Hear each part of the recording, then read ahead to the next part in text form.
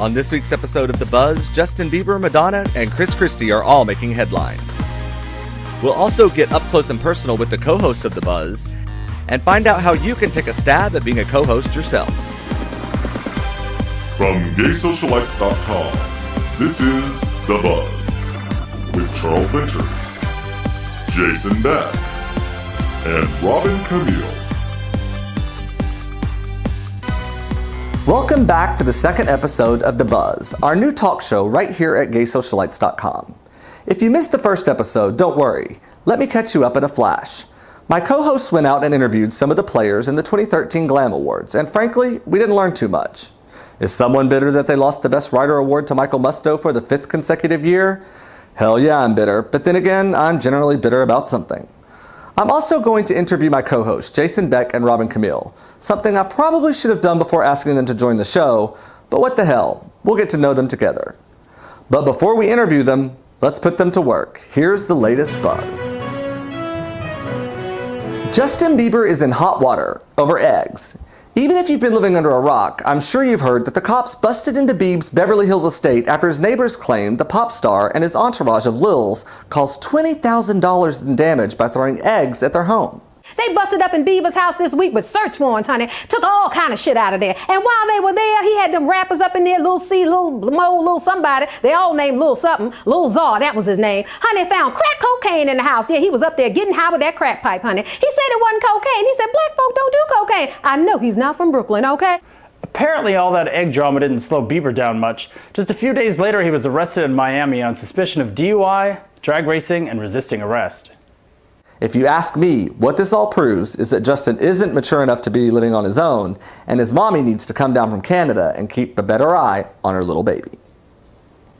Madonna is also making headlines with a controversy of her own. Do you know what she did on Instagram this week? She called that African child that she brought out of the jungle a nigga. Yes, she did, a nigga. Now somebody ought to call child welfare. Say what? Wrong kid. What you mean? It was the white one. The white with Rocco? Yes. She called Rocco a nigga? That's right. Well, that's still wrong. You know why? Because the thing of it is, honey, if that black child was in the room when she called Rocco a nigga, I still say somebody should call child welfare. Madonna has literally made a career out of being controversial and provocative. She's almost 60 now, and these kinds of shocking remarks are starting to sound a lot more like desperate ploys for attention. Madonna should be trying to set a better example for her 4 kids. Well, 5 kids counting her new 20-something boy toy.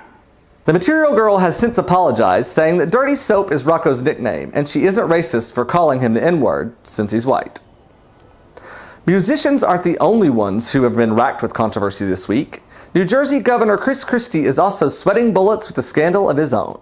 Chris Christie, honey, old Bridgegate is going on. Now, allegedly, he told his staff to block and close lanes on the Fort Lee side of the George Washington Bridge as retribution for the Fort Lee mayor not supporting him, who happens to be a Democrat, in his last election.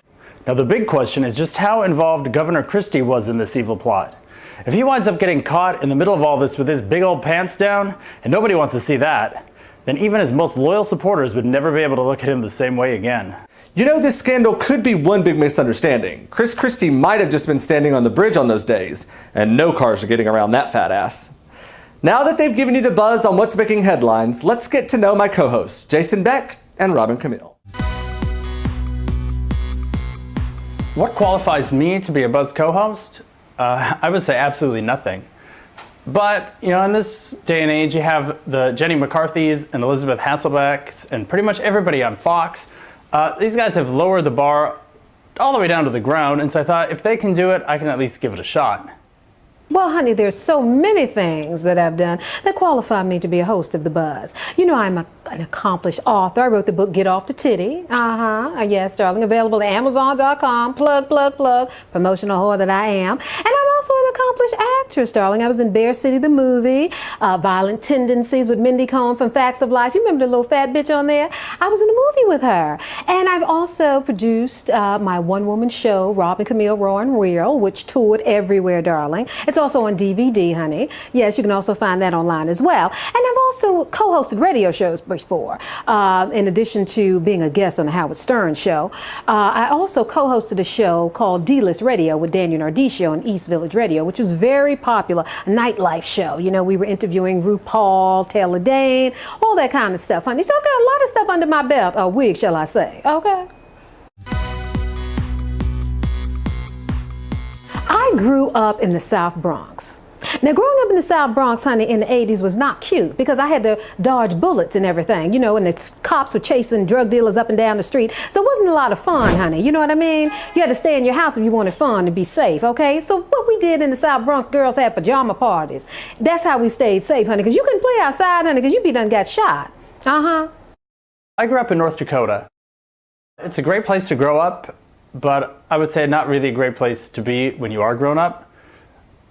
Not much fun to do either. We drove around in our cars a lot. We went to movies. We watched whatever was on the 3 channels of TV that we were able to get. And as I got older, for fun, I spent a lot of time imagining and figuring out how I was going to get on with things and get out of North Dakota and get someplace. So a little bit more interesting, more exciting, a little bit easier to be myself, maybe.